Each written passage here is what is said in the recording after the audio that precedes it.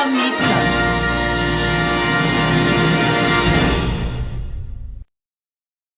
은실아! 동생들을 재워놓고 앉은뱅이 책상 앞에서 숙제를 끼적이다 쏟아지는 졸음으로 전화 좌우로 머릿방아를 찢던 은실이 귀에 신음같은 누군가의 목소리가 들렸다. 은실아! 은실이는 비몽사몽인 채로 방 안을 둘러보았다.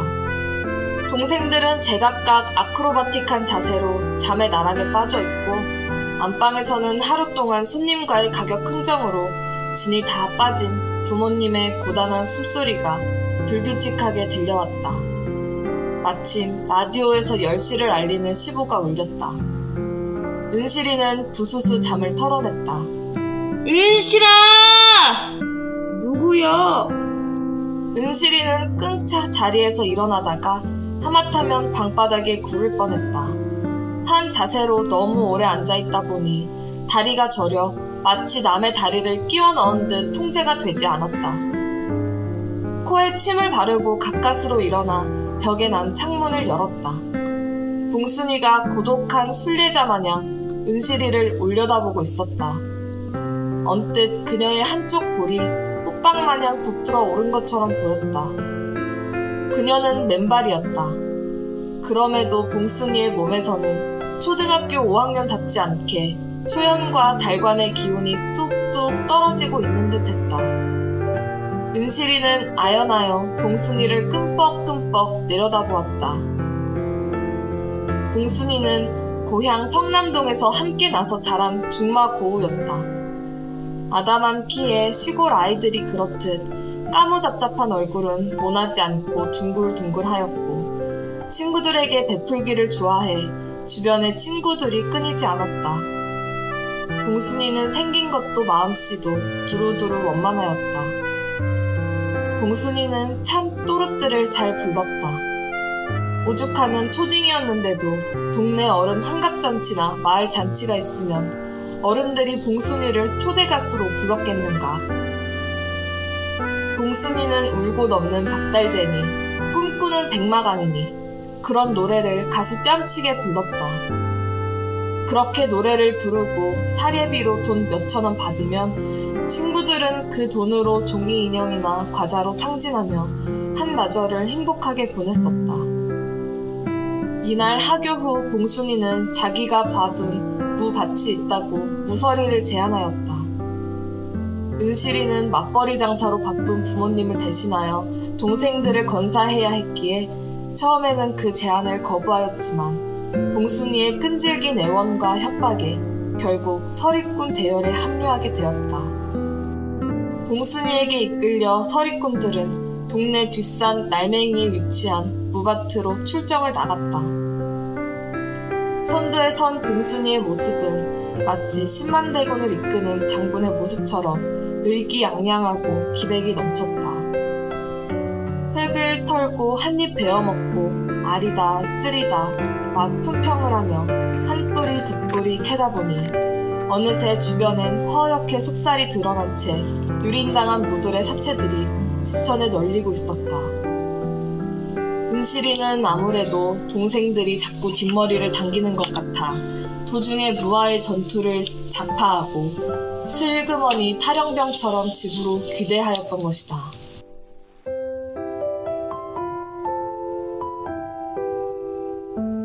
이 밤중에 뭔 일이요?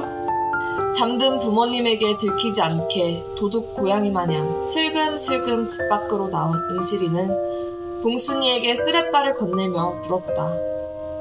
흐릿한 불빛 아래였지만 가까이서 본 봉순이의 몰골은 더욱 나무새스러웠다. 머리는 쥐어뜯겼는지 봉두 단발이었고 부풀어 오른 볼따기에 좌우 비대칭으로 인해 봉순이의 모습은 측은하기보다는 해학적이었다. 우리 엄마 너무하는 거 아니냐? 내가 무서리 좀 했기로 이 비참한 몰골로 쫓아내는 건 아동학대고 인권유린 아니냐? 정말 심했다. 그깟 남의 집 거 무서리 좀 할 수도 있는 거지. 딸내미를 이 지경으로 만들어? 니네 엄마 계모 아니냐?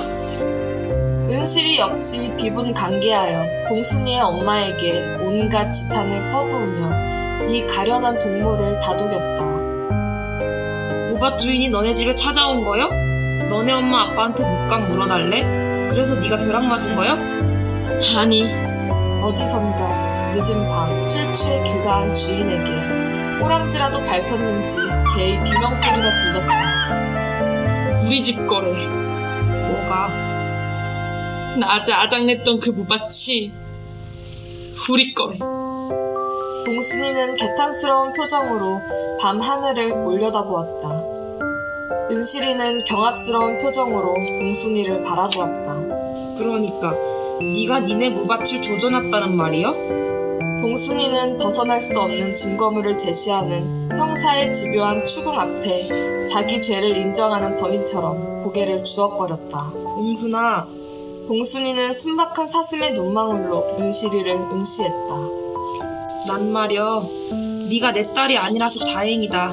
이런 말하기 뭐하다만 너는 말여 나라를 팔아먹은 일종의 이완용 같은 놈이여. 니네 엄마 마음 100번 이해한다. 순간 봉순이의 눈동자에는 은실이에 대한 섭섭함과 야속함이 눈물처럼 반짝였다. 섭섭하다. 너까지 이럴 줄 몰랐다. 그러고는 봉순이는 은실이가 건넸던 쓰레빠를 벗어 바닥에 팽개치고는 휙 뒤돌아 어둠 속으로 사라졌다. 그때 멀어져 가던 봉순이의 등짝이 어찌나 외롭고 쓸쓸해 보이던지 봉순이가 뒤돌아가며 불렀던 그 노래 꿈꾸는 백마강은 또 어찌나 처량했던지 은실이는 순간적으로 갈등을 하였다. 저걸 잡아다 달래서 자기 집에서 하룻밤을 재워 보내야 하나 마나. 그러나 은실이는 봉순이를 잡지 않았다. 어차피 수박맞은 안압처럼 집에서 쫓겨나 새벽까지 마을을 배회한다 한들 봉순이가 돌아갈 곳은 자기 집밖에 없고 자기네 무밭을 작살낸 멍충이 딸년이라 하더라도 봉순이의 어머니는 여느 아침 때처럼 보리방귀를 뿡뿡 끼어대며 처자고 있는 딸을 깨워 밥을 먹이고 도시락을 싸줄 것이고 봉순이 역시 여느 날처럼 꿈꾸는 백마강을 휘파람 불며 태연하게 등교할 것을 알기에 그리고 친구들은 봉순이를 딱 애기 혀만큼만 메롱거릴지언정 조롱하지 않고 늘 그래왔듯 허물없이 어울릴 것을 알기에 그 시절 성남동은 그러했다. 우리는 그러하였다. 먹잇감을 한번 잡으면 놓지 않는 포식자의 집요함처럼 남의 허물에 평생의 굴레를 씌우고 낙인을 찍는 게 대체적인 인간사이다. 세상은 냉혹하다. 엄마 아빠의 맞벌이로 밑에 새 동생을 돌보고 건사해야 했던 어린 은실이가 그래도 세상에 적대적이지 않고 삶을 긍정하며 자랄 수 있었던 것은 가족 간의 불멸의 사랑을 친구 이웃 간의 두둑한 인정의 따사로움을 믿었기 때문이었다.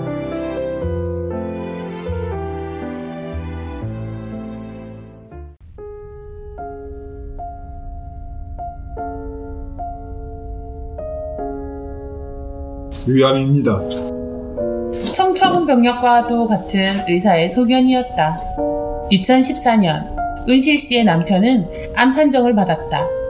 속이 더부룩하고 소화가 잘 되지 않는다는 남편의 증세가 하수상하였지만 암이라니.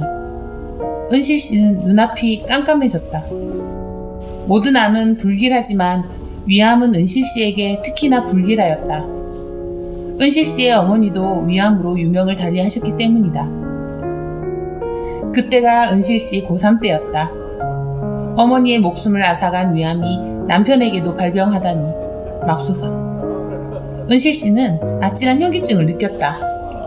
그리고 의사는 웬일인지 주저하고 있었다. 그리고요? 은실 씨의 불안이 가속 페달을 밟았다. 불길하다. 불안하다. 은실 씨는 입술이 바짝 타들어갔다. 대장암도 발견되었습니다. 은실 씨의 심장이 덜컥 내려앉고 다리가 휘청거렸다. 화불단행이라고 했던가? 위암도 모자라 대장암까지? 그 당시에도 50대 초반이면 한창 나이였다. 암이 결코 난공불락의 불치병은 아니지만 병명이 주는 위태로움과 두려움은 은실 씨의 평정심을 무너뜨리기에 충분하였다. 시야가 흔들린다. 눈앞의 사물들이 기이하게 왜곡되고 변형되어 보인다. 제가 어떻게 해야 하나요? 은실 씨는 애원하듯 물었다. 다행히 말기로까지 진척되지 않아서 해볼만 합니다. 불행 중 다행이었다. 선미 씨는 적으나마 안도의 한숨을 내쉬었다. 남편과 병원을 나서는데 은실 씨는 새삼스레 남편의 모습에 눈물겹다. 숱 많던 머리는 듬성듬성 빈자리가 역력하고 그거나마 세월의 흔적을 새하얗게 뒤집어 쓰고 있었다. 부부의 연을 맺은 지 25년. 그 기간 부부는 희노애락을 함께 겪어왔다.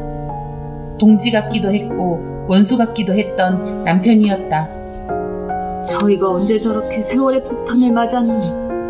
은실 씨의 눈에는 남편에 대한 연민이 물이 되어 차오른다. 잠시 후 은실 씨는 마음을 가다듬고 남편에게 명령하듯 채근한다. 직장 정리하고 쉬세요.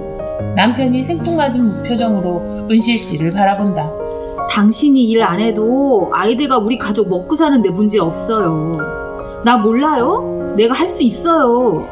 남편이 무어라 반론을 제기하려 입술을 달싹거리자 은실 씨는 단호하게 중동무의한다. 당신 그동안 고생 많이 했잖아요. 이제 좀 쉬어도 돼요. 백수라고 푸대접 안 할 테니까 걱정 말고 건강이나 회복하세요. 은실 씨는 잠시 숨을 고르고 남편을 응시했다. 그래도 다행이에요. 회복할 수 있다고 하니. 이날따라 은실 씨는 남편이 왜 그렇게 사랑스러운지 몰랐다. 나이를 먹는다는 것은 세상과 사람에 대한 연민이 깊어지는 것이라는데 은실 씨는 그렇게 자신도 나이를 먹어가는구나. 배시식 웃음이 나왔다. 은실 씨는 26의 평범한 직장이었던 4살 연상의 남편을 만나 6개월의 연애 끝에 부부의 연을 맺었다. 남편은 성정이 온순하고 배려심이 후덕하여 은실 씨의 의견을 존중하고 잘 뒷받침해 주었다. 남편의 직장을 따라 부산에 내려간 은실 씨는 이듬해 등려하였다. 천성이 바지런함을 타고난 은실 씨는 아이를 낳고서도 육아에만 안주하지 않았다. 피아노 학원을 운영하는 바쁜 와중에도 30의 늦은 나이로 대학 진학까지 하며 부단히 자기 개발에 힘썼다. 노력한 만큼 성취와 성과가 뒤따랐지만 문제는 아이였다. 부부가 자기 일에 매진하다 보니 당연히 아이에게 소홀할 수밖에 없었다. 싫어! 엄마 아빠 나 아빠 싫어! 아이는 갈수록 신경질적이고 호전적으로 변해갔다. 컵과 그릇, 장난감 등을 함부로 사람에게 집어던지고 함부로 발길질을 해댔다. 어쩌면 적정한 거리에서 한창 부모의 사랑과 관심을 받아야 할 시기에 그럴 기회가 충족되지 못한 아이가 보이는 당연한 반응일 터이었다. 당신 일 그만두고 육아에만 전념하면 안 되겠어? 보다 못한 남편이 은실 씨에게 한마디 하였다. 은실 씨는 자신이 너무 이기적인 게 아닐까 하는 자책감이 들었다. 그리고 아이에게 너무나 미안했다. 알아요. 나도 제대로 된 엄마 노릇 하고 싶어요. 면목 없는 거 알아요. 나라고 마음 편하겠어요? 난 엄마로서의 역할도 중요하지만 내 일도 중요하다고요. 나만 잘 먹고 잘 살자고 이러는 거 아니잖아요. 아이가 스스로 자기를 건사할 때까지는 가장 중요한 존재가 엄마 아니야. 그때까지 엄마는 엄마로서의 역할이 무엇보다 중요한 거 아니야? 아이의 육아 문제로 은실 씨와 남편은 극심한 의견 대립이 있었고 좀처럼 그 차이는 좁혀지지 않았다. 부부간의 냉전이 지속되었고 은실 씨는 하루하루가 얼음 위를 걷듯 조마조마하였다. 그러던 어느 날 남편이 경주로 가족 나들이를 제안하였고 가족들은 모처럼 꿀맛 같은 단란한 시간을 가졌다. 은실 씨는 아이와 눈을 맞추며 넋두리인 듯 하소연인 듯 자신의 진정을 전했다.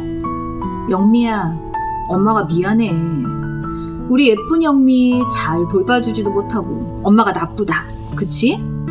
정말 미안하지만 영미가 엄마 조금만 도와주면 안 돼? 엄마가 지금 아니면 못할 것 같아서 학교 다니고 그러는 거거든. 영미가 엄마 조금만 이해해주면 안 될까? 아이가 크게 무엇을 이해했으랴? 은실 씨는 올망졸망한 눈으로 자신을 바라보는 아이를 보자 서러움과 미안함에 울컥 눈물이 솟았다.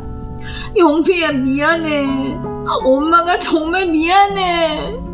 은실 씨는 아이를 껴안고 흐느꼈다. 옆에 잠자코 서 있던 남편은 어느새 은실 씨에게 다가와 가만히 어깨를 감싸 안았다. 엄마의 진정이 아이에게 가 닿았을까? 그날 이후 아이는 점차 신경질과 호전성이 누그러지기 시작하여 여느 아이들과 같은 모습을 보이게 되었고 선미 씨는 한시름을 놓을 수 있었다. 그때도 남편이 가부장적으로 일방적 강압과 폭주를 하였더라면 어쩌면 은실 씨는 자신이 하던 학원 운영과 학업을 포기했을 수도 있었다. 의견 차이로 인한 대립은 있었지만 남편은 은실 씨의 뜻을 꺾어버리지는 않았다. 은실 씨는 그것이 고마웠다. 그러고 보니 은실 씨는 남편으로부터 존중을 받고 살아왔다는 생각이 들었고 저만치에서 은실 씨에게 줄 커피를 들고 오는 남편이 그지없이 사랑스러웠다. 남편! 나보다 먼저 죽으면 나한테 죽을 줄 알아? 부부는 애증 관계이다. 어느 날은 내 편이었다가 또 어느 날은 남편이었다가 어느 날은 지독한 사랑꾼이었다가 또 어떤 날은 절천지 원수가 되었다가 부부간의 관계는 수시로 표변한다. 공기 중 산소가 차지하는 비율은 21% 정도이다. 대부분은 질소로 구성되어 있고 21%밖에 차지 안 하는 산소 덕에 우리는 살 수 있다. 연차가 많을수록 지지고 볶고 싸우는 부부는 부지기수이다. 그럼에도 그들이 부부의 연을 지속할 수 있는 것은 애정 21%가 버티고 있기 때문일 것이다. 사랑은 의외로 강하고 지속성이 길다.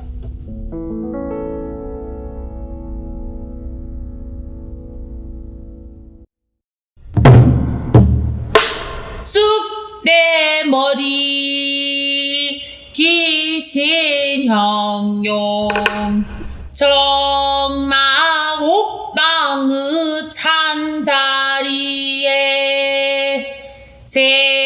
생각난 것이 임뿐이라. 김창렬 씨가 부채를 70머리 없이 두들기며 곧바로 지청구를 쏟아냈다. 아니요. 그것이 아니요.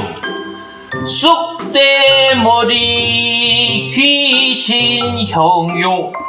쑥에서 한번 잡아챘다가 풀고 귀에서 또 한번 잡아챘다가 풀고 이러라고 몇 번을 얘기해요. 참내 답답하네. 김 여사, 판소리는요, 예? 조임과 풀림, 요새 젊은 애들 말로 텐션과 릴렉스가 적절하게 콜라보돼야 쓴다니까. 왜 자꾸 말귀를 못 알아듣는데요? 김창렬 씨는 입꼬리에 버켓까지 붙이며 은실 씨를 다그쳤다. 판소리 입문 5개월 차인 김창렬 씨는 꼴에 선배랍시고 은실 씨를 드잡기 일쑤였다. 명심해요. 쑥에서 잡아채고 귀에서 또 한 번 잡아채고. 다시 한번 해봐요. 김창렬 씨가 부채를 잡고 은실 씨를 재촉했다. 아니, 김 사장님 뭐 하시는 거예요?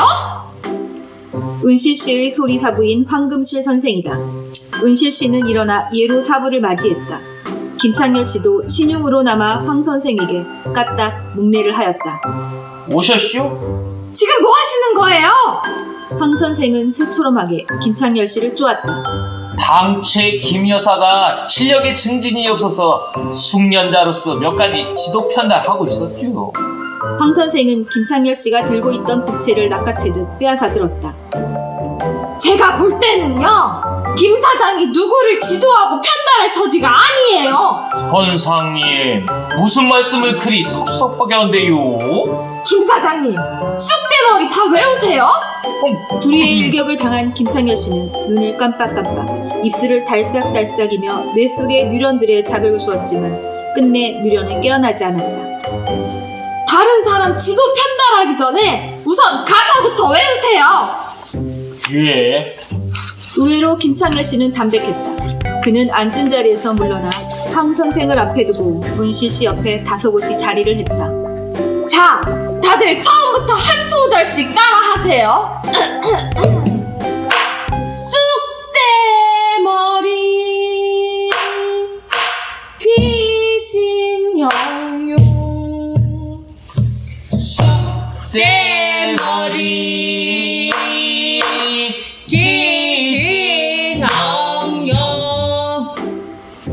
피아노 학원을 20년 가까이 운영한 은실 씨는 우연찮게 판소리의 매력에 빠져 3개월 전부터 판소리를 공부하고 있다. 사람들은 피아노 학원 원장은 노래도 잘하지 않느냐고 하지만 그건 모르는 소리다. 그것은 같은 구기 종목이니까 축구 선수가 농구도 잘하겠지 하는 것과 같은 엉터리 유추이다. 마치 손흥민에게 서장훈 같은 농구 실력을 바라는 꼴인 것이다. 은실 씨는 피아노 지도를 통해 여러 유능한 피아니스트를 길러내긴 했지만 노래는 그닥 소질이 없었다. 하여 노래 공부를 하되 이왕이면 우리 소리를 공부하는 게 좋지 않겠나 하는 생각에 판소리에 입문을 하게 된 것이었다. 따지고 보면 음악은 은실 씨에게 숙명과도 같은 것이었다.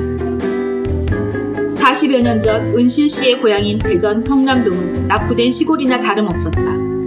피아노 학원은커녕 피아노를 보유한 집도 거의 없을 정도로 음악적, 문화적 향유를 구가하기에는 서민들의 삶은 여유가 없었다.